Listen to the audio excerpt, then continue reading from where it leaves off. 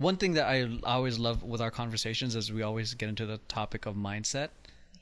We always like share resources of who we're listening to. I was just geeking out the fact that you have Ramit say he's new I Will Teach You to Be Rich, and his method of handling finances is like changed my life. Dang. Okay, so now I'll really keep on reading it. Yeah, his whole perspective on automation. Majority of my finances are automated, so I never have to think about. I just know there's a certain amount I have to hit each month, but then I'm good. That's amazing. And also, like, the way, to me, you're very into, I call it like lifestyle, not I personally, but lifestyle, having it all work, career, empowering others, and the avenues that you've built. I don't know if you'd have the same time to do it if you were pursuing dance the way everyone else is. No, I really don't think I would. There's probably a reason why you felt pulled in another direction, because I think you're of greater contribution this way. Oh, I appreciate that. Like, I'm not gonna lie. Sometimes I take a look at my friends who are out there training, taking classes. I'm like, man, I feel like I should be doing that and continuing improving my craft in that sense. But then I take class and I'm like, I'm not driven.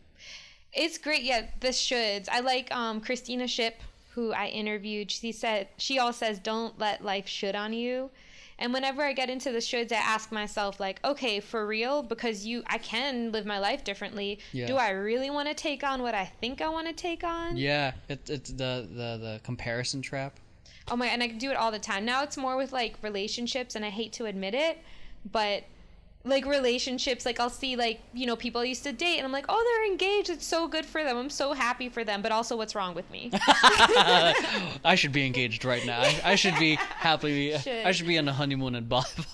So it looks like sometimes it's with career. I go into that whole, lately it's been more with that. Yeah, I hear you. Like I see my friends like buying houses. Yeah, it's so funny. Yeah, it's like, wow. Like, they're making that nurse money though, but yeah. But the metrics that we're using to compare ourselves oh my god, it sounds so trivial. The metrics we are using to compare ourselves are like, we could be comparing, based on our socks. Like, oh, their sock game is dope. Maybe if I spent more time shopping for socks, I'd have. My socks suck.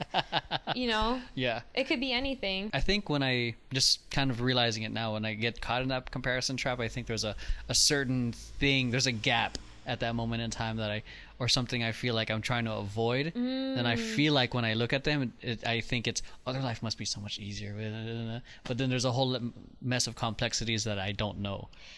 Yeah, and then also, to add on to that, I've been told before, like, when you get stuck in small problems, if I may call it that, like comparing yourself to other people, that's a small problem, you probably need to play a bigger game in your own life. And I'm talking to myself. Yeah. Okay. So I've had a number of things. Like yesterday, I'm like stuck on like, oh my God, blank is engaged. So happy for them, but feel shitty inside. And then it's like, if I'm focused on contributing to others and playing a bigger game with my own career, would that really bother me? And the answer is no. When you're out there really doing your thing, and more so than doing it for yourself, like doing it for other people.